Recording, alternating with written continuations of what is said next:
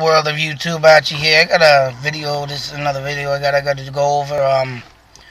This one is, and finally I've been waiting to do, about the great almighty Led Zeppelin.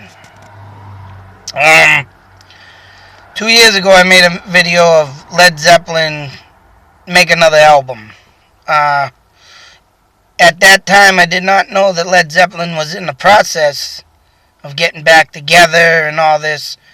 Even one man commented me on that video and said something stupid about, oh yeah, he's already doing this, and he's not gonna he's gonna do what he says he's gonna do, or something in that matter. But quite frankly, going over some articles and stuff and reading about some songs, they kind of took some riffs, and of course everybody is, if you haven't seen it or have, which I'm sure you're a Zeppelin fan, you have, the old Stairway to Heaven controversy of the song, and Mr. Jimmy Page taking a song from another band, and it's like, wow. Now, there have been reports, you got the bands that will do, songs of, remakes. Of course, Van Halen has done it. Aerosmith has done it. I mean, Ozzy's even done some. But, to me, bands that, throw their first album out there, which Van Halen did do that on their first album, I believe. But due to Eddie Van Halen's guitar playing, it didn't matter what they made. Eruption was his own certified, signature solo that blew up the airwaves, blew up the music industry, and landed him, #1 guitarist in my book, besides Tony Iommi, to be the best guitarist in the world. I won't get into that, but you got your bands that do that. But bands that steal riffs, and there are some out there, and even a radio show host, I ain't going to say name, but if he does happen to see this video, he knows who he is. I even called him up on the radio due to this riff stolen from another band. And the reason why I'm mentioning that is because, of course, you got a band like Led Zeppelin, and I read an actual article, got it saved on my phone, but there's like 5 or 6 songs of riffs that, the legendary guitarist Jimmy Page had done. A couple of them, I think he done with a couple other bands, but brought him to his band, Led Zeppelin, later on. And, he did this thing. And then, of course, the Stairway to Heaven riff. And, like I said, there's 5 or 6 songs that I even never heard of. I didn't even know this even happened. But, it's like looking through all these videos and songs that they took, Page took from riffs. And they just threw them on the album as their own. To me, that's that puts it back to the point of, to me, Led Zeppelin is not the greatest rock and roll band of all time. I think they should lose that title, especially with Robert Plant's ego, Mr. Ego Fuckface. Now, not only, like I said, did I do a video in 2012 of Led Zeppelin make another album, because I would love to have seen one, and I would have loved to have seen, John Bonham's son, Jason Bonham, play, which he, as I said in the other video, should have the most honors of playing with the band, should have even the most honors to play the forbidden songs that Plant and Page would not let other drummers play when they did perform after he passed away. Come on. Get real. Plant's ego suck. I can't stand the guy no more. And after I made that video in 2012, they did a press conference. That's actually the video I had the guy comment me on my video, but it was something to do with all They were all in the mix of doing this, and Plant had some car. I forget what the friggin' thing was. I wish I could remember, but he was cocky anyways. And the guy stuck up for him. But guess what? Did they come out in 2013 with a new album and a tour? No, they did not. What did they do? What did they do? Nothing. What did Plant do? In 2013, though, Plant put upon himself to get up his band that he had, toured with him, and I heard one of the songs that came out on the radio at the time with that. It's like, wow, this song just totally sucks. So not only did Plant tour, I think he even made a new album with that band or whatever, and not do nothing with his original band, give Jason Bonham the honors and the placement where he should be to do a reunion tour with them guys, make another album, and do what they're supposed to do best as the greatest rock and roll band of all. Plant does nothing. And that leads me to this video and the guy who stuck up for him in 2012. Haha, fuck you, buddy. Where's Plant now? And it just drives me crazy now knowing that they stole riffs from bands from the 60s when they were around, and even Page's previous bands of riffs that he did with them bands and took it forth towards Zeppelin. You know what? It's over. It's fucking over. To me, they're tarnished. It's just like a baseball player taking steroids. If you look back, in the 80s, and all them friggin' players, Jose Canseco, Roger Clemens, Mark McGuire, Barry Bonds, these guys did their steroids and tarnished the whole baseball card nation of that era. $100, I believe, that the 87 complete set and 88, pretty much the whole through the 80s, is what the card set is worth. $100. I looked it up not too long ago, a couple years ago, and I think it's got to do with, that state in that time, steroids, and it just dropped the value of their rookie cards and all that. And you know what? To me, Led Zeppelin just dropped their status from greatest rock and roll band to the lousiest, stealing riffs, not coming back with a reunion tour, not giving Jason Bonham the chance to play them forbidden songs that they wouldn't let other drummers play when they did tour in the mid-'80s and so forth. It's just this Black Sabbath did it. And I didn't know that either, that Black Sabbath was in the making of 13 years. Of course, that's why the album 13 came out, and probably why they made it in 2013. Because they waited all that time to get back. And, in a way, I don't want to start no ruckus, but I think, all in all, just to not bounce off track from what this video really is from, of Led Zeppelin, but I think Tony Iommi waited so long is because Ronnie James Dio was still alive, and of course they came out with their Heaven and Hell tour, which I missed. Sucks. Now fuck, rest in peace, Dio. But I think, in my eyes, I think Iommi enjoyed playing more with Ronnie James Dio than Ozzy for some apparent reason. That's why he waited so long, I think. As much as I hate to say, as much as I don't want to... These are my thoughts and theories. This is not accurate, but I do think deep down Iommi wanted to play with Dio more. But it is great that he did get it, courage up to just get back in that studio with Ozzy. Great album 13 was. And the tour was probably unbelievable. I didn't get to see that either, damn it.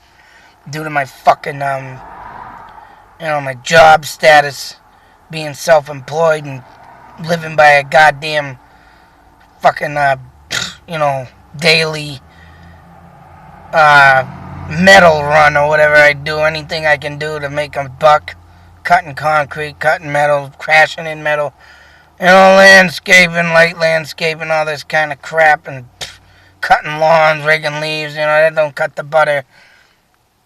But I think that thought and theory goes towards Black Sabbath. But all in all, Led Zeppelin doing what they did is just ridiculous.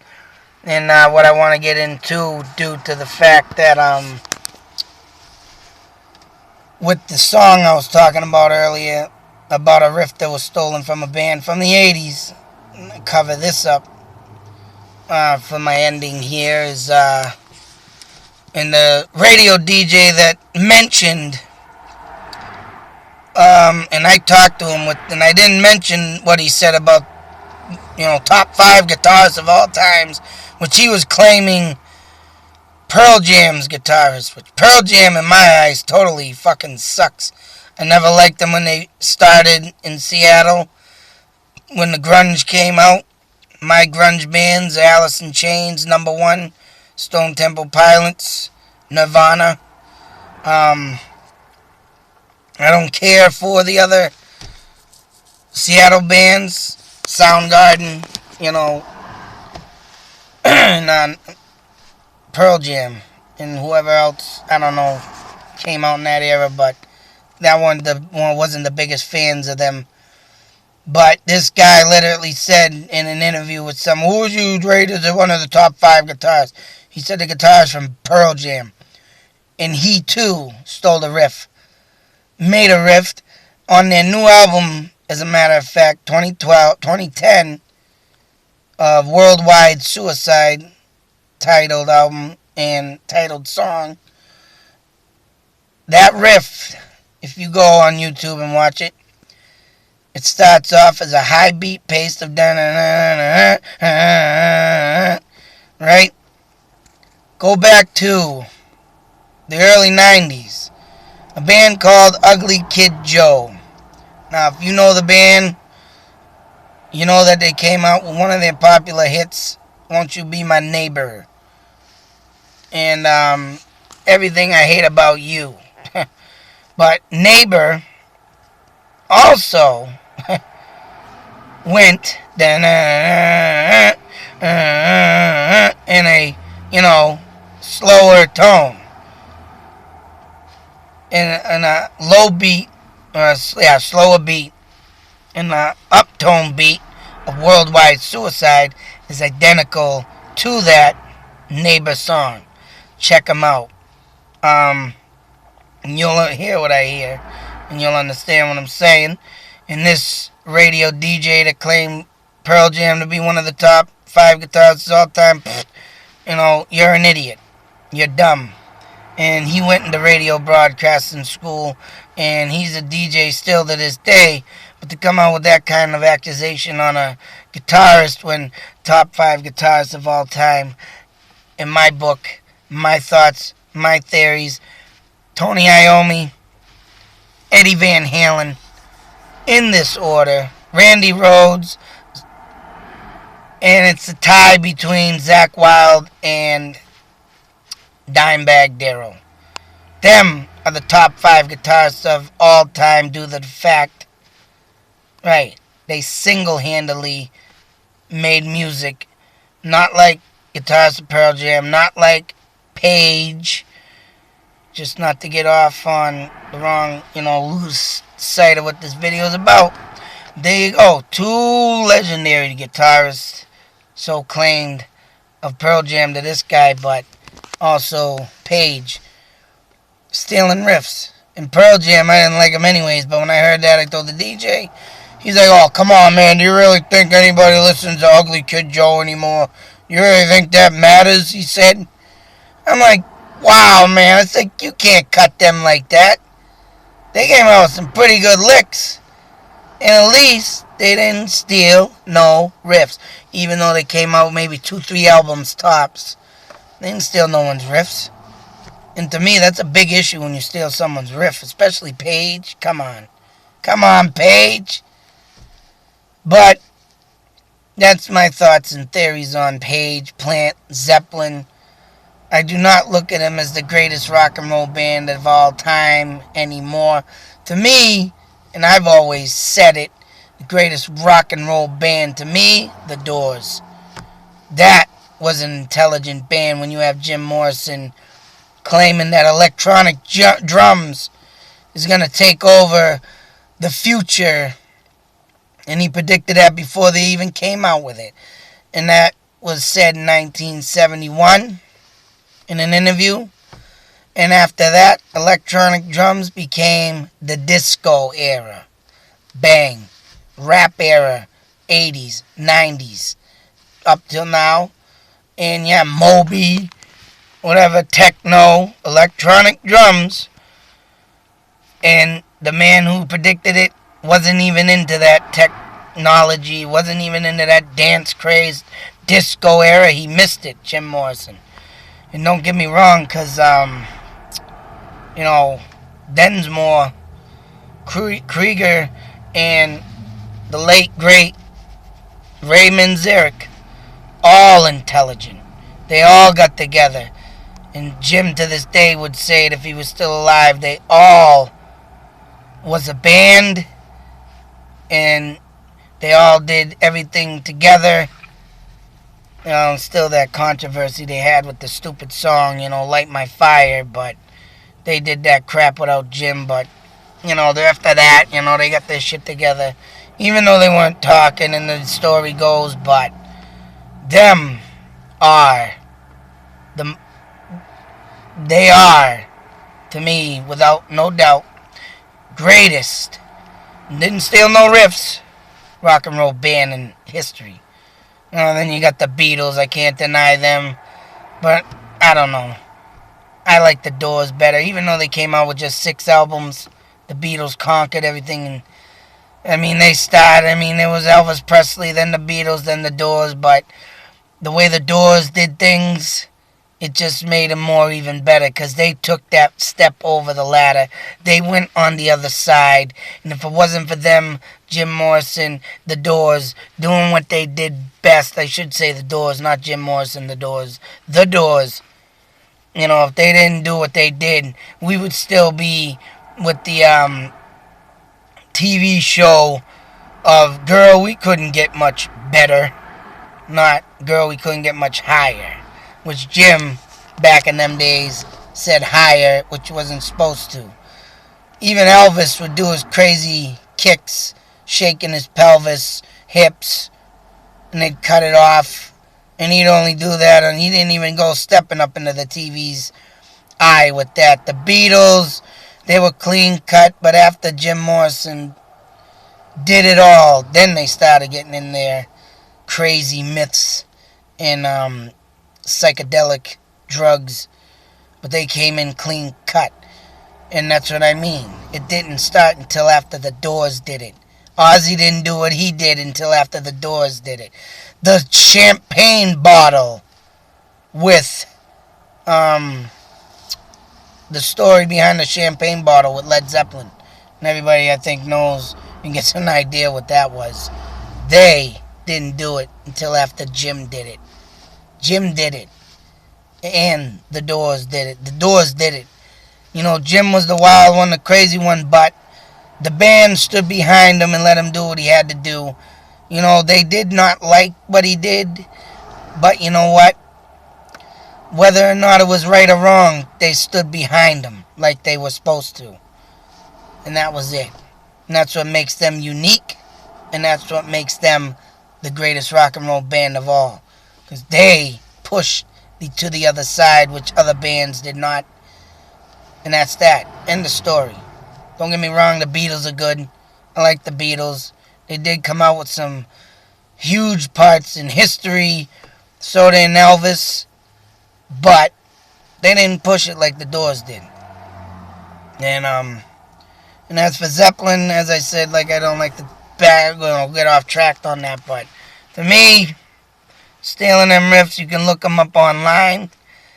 I think VH1 came out with that article.